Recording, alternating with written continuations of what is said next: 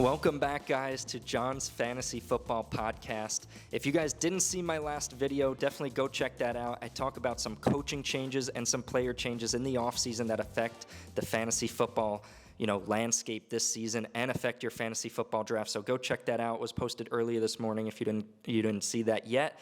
And as always, if you need any draft advice or any advice in general on fantasy football, head over to the Patreon. We'd love your guys' support and glad to have you back for this season. So in this video, I'm going to talk about breakouts and sleepers for this season. I'm going to give you my top 5 breakout players and top 5 sleeper players for this season. But before I do, I just want to quickly mention the Patreon. A week from today, an all-inclusive fantasy football draft podcast is going to be posted on the Patreon for Patreon supporters only.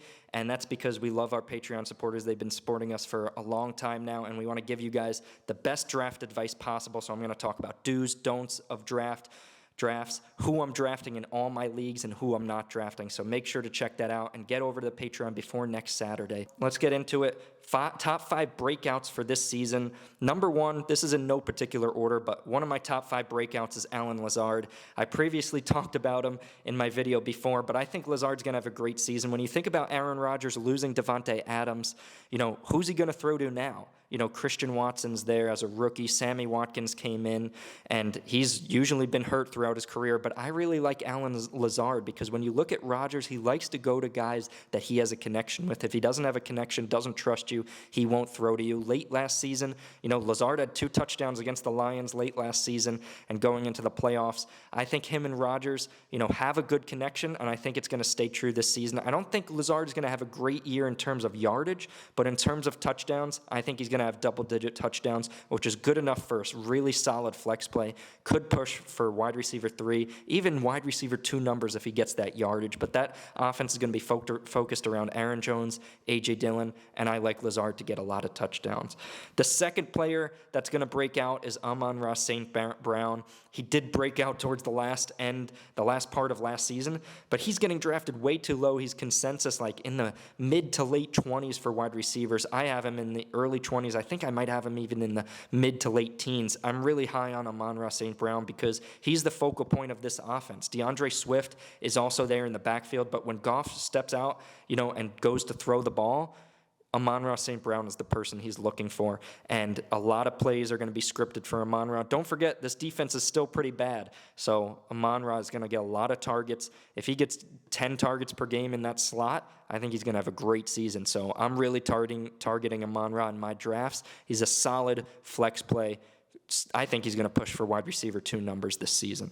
Number 3 is Dalton Schultz. He's probably the tight end I'm going to be targeting. I think he's going to break out. He sort of broke out last season because not a lot of people knew about him before last season, but I think he's going to break out even more this season. When you think about the Cowboys, you think Amari Cooper's gone. Michael Gallup is hurt. He's probably not playing week 1. CeeDee Lamb is moving to the outside. And Cedric Wilson, who used to play the slot late last season, he's gone. He's on Miami now. So who are they going to throw to? Dak Prescott's going to have to throw to Dalton Schultz and CeeDee Lamb early in the season. And there's another guy they might throw to, which I'll talk about in my sleepers. But I think Dalton Schultz going to have a great season this year. And he finished as the number 3 tight end last season. Now, this year, the consensus is tight end 6 for him. Everybody has, Kelsey, then Andrews. But then a lot of people have Kyle Pitts, George Kittle, Darren Waller. I have Dalton Schultz at number 3. I have him ahead of Pitts, ahead of Kittle, ahead of Waller. And the reason is because Kittle got a downgrade at quarterback, Waller got a downgrade because Adams is now there, and Pitts got a downgrade at quarterback. So I think Dalton Schultz, with a great quarterback in Dak Prescott and a lot more targets this season, there's no reason why he can't finish as the number 3 tight end again this season. Number 4 breakout player is Courtland Sutton, and a lot of people have been talking about Courtland Sutton with Russell Wilson there in Denver now.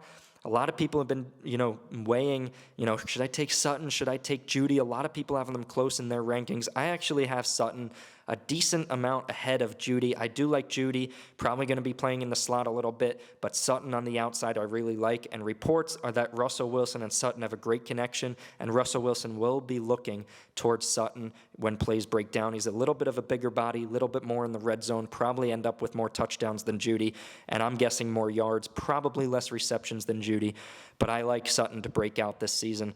Javonte Williams probably going to have a hold of that backfield with Melvin Gordon. If he goes down, Javonte will have that, and defenses will be looking at that, not to mention the fact that that division is pretty high scoring this season. So I like Sutton to be the number one wide receiver with Russell Wilson and breakout. And my last breakout is actually a rookie. I think it's going to be Breece Hall. I think he's going to have a great season. Yes, he will be competing a little bit with Michael Carter, but Michael Carter in the reception and the pass blocking was not good last year. He was just horrible. So Breece Hall coming in, he's a patient runner. He's very smart, and I think he's going to have a great season. He's currently being drafted as the RB24. I have him number 19 in my RB ranking, so a little bit higher than consensus. I think he's going to have a great season. Dump-offs, Jets defense not great playing from behind. Breece Hall is good value where you can get him, but don't reach too much for him. If you're getting him as your RB2, then that's great. If you're getting him as your RB1, if you're going zero RB strategy throughout the first few rounds, and you're getting Breece Hall in the third or fourth as your RB1, I would be a little careful with that, only because he is a rookie and anything can happen. They can bench him at any point. So, it's better to take guys maybe like Cam Akers that have a little more established role in their offense than Breece Hall. But I think Breece Hall has upside, and I think he will break out this season. Now for my top 5 sleepers for this season. Number 1 is Jalen Tolbert. I told you I was going to talk about another guy on the Cowboys. He is a rookie wide receiver for the Cowboys. I think he's going to make a mark early in the season. Like I talked about, Amari Cooper gone, Cedric Wilson gone, Michael Gallup not playing week 1. Jalen Tolbert's going to start in 3 wide receiver sets, maybe even 2 wide receiver sets by the time the season starts. It's going to be CeeDee Lamb, Dalton Schultz, Jalen Tolbert, maybe some Tony Pollard catching passes out of the backfield. But Jalen Tolbert's going to have a big opportunity early in the season to make some plays with Gallup out and all these other receivers gone. So I think that is a real possibility. So late round guy that could pop off early in the season, Jalen Tolbert.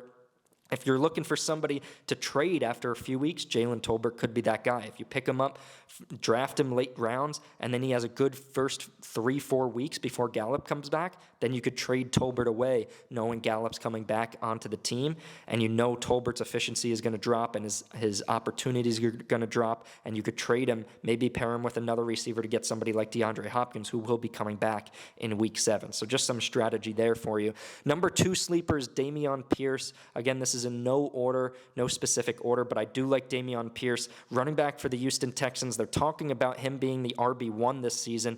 And with Davis Mills, Brandon Cooks, I know it's not an offense that pops off the page for you, but the defense is bad. They're going to have to run the ball, throw the ball a lot, just get a lot of offense, and Pierce is going to have a lot of opportunity. And in camp and preseason, he's been showing some good stuff, so I like him as well. Number 3 is Sky Moore. I talked about him in the last video, but I do like Sky Moore. I think to start the season, it's going to be Juju on one side. I think Kelsey's going to get a lot of opportunity, but I think Sky Moore's going to beat out Hardman for a starting role, and I think Sky Moore, towards the mid to late season, I think he's going to get a lot of opportunity, and with Mahomes throwing the ball as much as he likes to throw it, I think Sky Moore has great potential, so a late round flyer on this guy, I would definitely take a chance.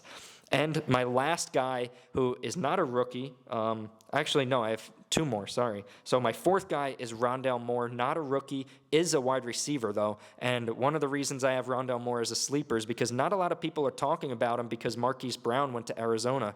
But DeAndre Hopkins, like I said, suspended for the first 6 games. Zach Ertz is there. James Conner is still there. But this offense is probably going to have to throw a lot. They like to throw a lot. They like to have a fast pace. And Rondale Moore is going to get a lot of opportunity with Christian Kirk gone. 100 targets from Christian Kirk, a lot of targets from DeAndre Hopkins. Marquise Brown just got back onto the practice field. He was injured a little bit, so him and Kyler don't really have a great connection yet. They did play in college, so they do have that connection, but Rondale Moore knows this offense a little bit better than Hollywood Brown and will be playing in the slot where Kirk played. So great opportunity early in the season. Again, one of those guys you can get for the first few weeks. Once Hopkins comes back, Moore won't have great value, so maybe try to move him before that. And number 5 guy, not a rookie as well, is a quarterback. I think Tua Tagovailoa, I think people are sleeping on him. Not a lot of people are talking about him. If you're playing in a deep league or a 2 QB league, I think Tua is a guy that could really stand out and break out, and it'd be a great sleeper pick for you guys this season. Last season, he was number 1 out of all QBs in deep ball completion percentage and number 4 in red zone completion percentage. I mean, when you typically think about Tua, you think about the short passes he got to Waddle, and then Waddle did a lot of work, and you're thinking that's how it's going to work. Like, Tua can't throw far. Like, he's going to have to dump it to Tyreek or dump it to Waddle and let them do the rest. No, I think he had great deep ball accuracy last season, great red zone accuracy. And with Mike McDaniel there, I think it's going to be a great offense. He's going to find a way to get all those receivers the ball. Mike Gesicki is still there, and they have a plethora of running backs to choose from. So I think Tua is going to take a big step this season. I wouldn't put him, I think he's ranked 11 in my rankings. I wouldn't put him in the top 10, but I do think he's above guys like Kirk Cousins and Carson Wentz, of course, players like that. He has great weapons around him. I think he could be a great sleeper pick this year. Obviously, not your QB1 if you're playing in a 12-man league. 14-man league, it's a little bit of a stretch, but if you're in 16-man league or a 12 or 14, that's a 2 QB league, I think Tua can be a great option for you. So that's all I have. I had 5 breakouts and 5 sleepers. As always, thank you guys for watching. I appreciate you guys being here. And drop comments down below of what you think of my breakouts and sleepers and what you want me to talk about next. And also how you like this new format, doing 8 to 10-minute videos, shorter videos, shorter, less amount of segments, but gives you guys the option to choose of what you want to listen to and cramming some more content into some smaller videos. So definitely drop some comments, message me on Instagram, head over to the Patreon so you don't miss that all-inclusive fantasy football draft podcast where I'll be going everything and giving you all my deepest and darkest secrets to winning all my fantasy football leagues. So I'll see you guys next time.